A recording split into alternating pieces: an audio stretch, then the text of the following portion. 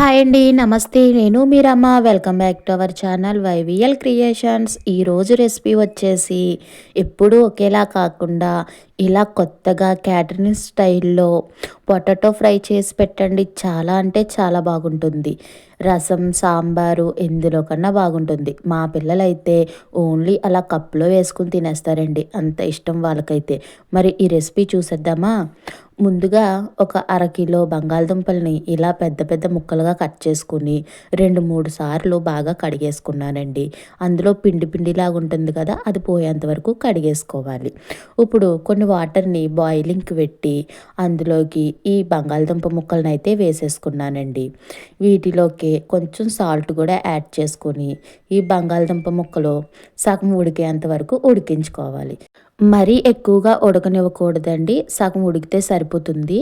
చూడండి, ఇక్కడ చూపిస్తున్నాను కదండీ, చాక్ అన్నది ఎంత స్మూత్‌గా దిగుతుందో. ఈ విధంగా ఉంటే చాలండి. ముక్కలు మరీ మెత్తగా ఉడికితే ముక్కలు మొత్తం మెత్తగా అయిపోతాయండి. ఇప్పుడు స్టవ్ కట్టేసుకుని వాటర్ రాకుండా ఓన్లీ బంగాళదుంపలు మాత్రమే వేరే గిన్నెలోకి అయితే తీసేసుకోవాలండి. వాటర్ని అయితే అసలు రానివ్వకుండా తీసుకోండి. ఇలా తీసేసుకున్న తర్వాత ఇందులోకి స్పైసెస్ 1 బై 1 యాడ్ చేసుకుందాం. ఆల్రెడీ సాల్ట్ యాడ్ చేశారు కాబట్టి సాల్ట్ తక్కువగా వేసుకోండి. ఇప్పుడు ఇందులోకి చిటికెడు పసుపు, 2 స్పూన్ల కారం యాడ్ చేసుకోండి. ఇందులోకి కొంచెం ధనియాల పొడి, అర స్పూను వేయించి పెట్టుకున్న జీలకర్ర పొడి వేసుకోండి. ఇక్కడ అన్ని స్పైసెస్ వేసుకుంటాం కాబట్టి కారాన్ని చూసి వేసుకోండి. పావు స్పూన్ వరకు మిరియాల పొడి, అలానే గరం మసాలా 1 స్పూను, అర స్పూన్ చికెన్ మసాలా అండి. ఈ చికెన్ మసాలా టేస్ట్ అయితే నాకు ఇష్టమని అయితే వేసుకున్నానండి. నెక్స్ట్ వచ్చి ఇందులోకి చాట్ మసాలా అండ్ ఒక నిమ్మకాయ పేడినైతే పిండుకున్నాను. చాట్ మసాలా లైట్గా వేసాను కాబట్టి ఒక నిమ్మకాయ అయితే పిండుకున్నాను. చాట్ మసాలా అయితే స్కిప్ చేసేయచ్చు, మీ ఇష్టమండి. ఇలా నిమ్మకాయ మొత్తం పిండేసుకున్న తర్వాత ఇందులోకి ఒక గుప్పెడు పచ్చి జీడిపప్పుని యాడ్ చేసుకున్నాను.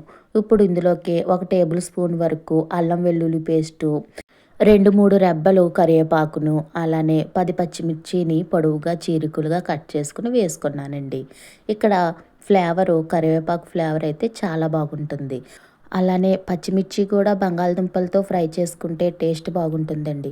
ఇప్పుడు ఇందులోకి 3 టేబుల్ స్పూన్లు మైదా పిండి, 2 టేబుల్ స్పూన్లు కార్న్‌ఫ్లోరు, అలానే 3 టేబుల్ స్పూన్లు వరిపిండిని యాడ్ చేసుకోవాలి. 3 వైట్‌గా ఉండడం వల్ల తేడా తెలియపోవచ్చండి. అందుకే మళ్ళీ చెప్తున్నాను. కార్న్‌ఫ్లోర్ 2 స్పూన్లండి. మైదా పిండి, వరిపిండి 3 స్పూన్లు వేసుకోవాలి. మీరు చేసుకున్న దాన్ని బట్టి ఎక్కువ తక్కువ చేసుకోండి. ఇప్పుడు ఇవన్నీ బాగా కలిసేలాగా కలుపుకోవాలి. ఇక్కడ నేను తీసుకున్న గిన్నెలోకి అయితే కలుపుకోవడానికి వీలవ్వలేదని మరొక పెద్ద బేసిన్‌లోకి అయితే తీసుకుని మొత్తం అంతా బాగా కలిసేలాగా అయితే కలుపుకుంటున్నానండి. ముందు ఎటువంటి వాటర్ వేయకుండా మనం వేసుకున్న మసాలాలు, నెక్స్ట్ పిండిలు అన్నీ కలిసేలాగా ఒకసారి బాగా కలిపేసుకోండి. ఇప్పుడు నేను ముందుగా తీసుకున్న బౌల్లోనే కొన్ని వాటర్ వేసేసుకొని తుడిచేసుకుని వేసేసుకుంటున్నాను. ఇలా వేసుకుని కొద్దిగా వాటర్ వేసుకుంటూ మొత్తం అంతా దగ్గర పడేంత వరకు కలుపుకోండి. మరీ లూజ్గా ఉంటే ఈ ఫ్రైకి నూనె అన్నది లాగేస్తుందండి. గట్టిగా ఉంటే బాగుంటుంది. నూనె అసలు లాగదు. ఇలా కొద్దిగా వాటర్ వేసుకొని కలుపుకోవాలి. ఇక్కడ చూపించిన విధంగా వచ్చేంత వరకు కలుపుకుంటే సరిపోతుందండి. చూడండి, ఈ విధంగా ఉంటే సరిపోతుంది ఫ్రెండ్స్. ఇప్పుడు దీన్ని పక్కన పెట్టేసుకుని ఇప్పుడు స్టవ్ ఆన్ చేసి డీప్ ఫ్రైకి సరిపడా ఆయిల్ని అయితే పెట్టుకుందామండి. ఆయిల్ బాగా వేడెక్కిన తర్వాత ఈ మిశ్రమాన్ని అయితే ఒకదానికొకటి విడివిడిగా వచ్చేలాగా అయితే ఇక్కడ చూపించిన విధంగా వేసుకోవాలండి.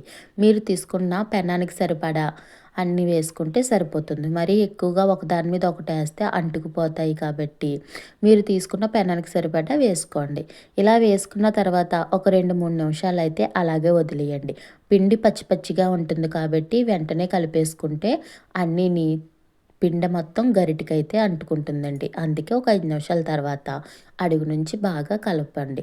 చూడండి, ఇక్కడ 5 నిమిషాల తర్వాత తిప్పితే పిండి అన్నది గరిటెకైతే అంటుకోలేదు కదండి. ఇవి మంచి గోల్డెన్ బ్రౌన్ కలర్ వచ్చేంత వరకు ఫ్రై చేసుకుంటే బాగుంటాయండి. ఇందులో మీరు ఫుడ్ కలర్ని కూడా యాడ్ చేసుకోవచ్చు. ఇంకా మంచి రంగు అయితే కనిపిస్తాయండి. ఇక్కడ నేనైతే యాడ్ చేసుకోలేదు. బయట ఎక్కడైనా అయితే యాడ్ చేస్తారు కానీ హోటల్లో మన ఇంటికాడ చేసుకుంటున్నాం కాబట్టి హెల్త్‌కి మంచిది కాదు కాబట్టి నేను ఫుడ్ కలర్ అయితే యాడ్ చేయలేదండి. మీరు యాడ్ చేసుకుంటే మీ ఇష్టం. చూసారు కదండీ! చాలా క్రిస్పీగా పొటాటో ఫ్రై అయితే రెడీ అయిపోయింది. కొంచెం టైం అయితే తీసుకుంటుంది కానండి, ఈ విధంగా పొటాటో ఫ్రై చేసి పెట్టండి. చాలా బాగా ఇష్టపడతారు. అంత బాగుంటుంది. ఇది చారులోకి, రసంలోకి, సాంబార్‌లోకి కాకుండా నార్మల్‌గా అలా స్నాక్స్ కింద కూడా తినొచ్చు. మరి ఈ వీడియో మీకు నచ్చిందా? నచ్చితే ఒక లైక్ కొట్టి మీ ఫ్రెండ్స్‌కి, రిలేటివ్స్‌కి షేర్ చేయండి. అలానే ఇప్పటివరకు మన ఛానల్‌ని సబ్స్క్రైబ్ చేసుకోకపోతే సబ్స్క్రైబ్ చేసుకోండి. మరిన్ని మంచి మంచి వీడియోస్‌తో మళ్ళీ కలుద్దామండి. థ్యాంక్ యూ ఫర్ వాచింగ్ అండి.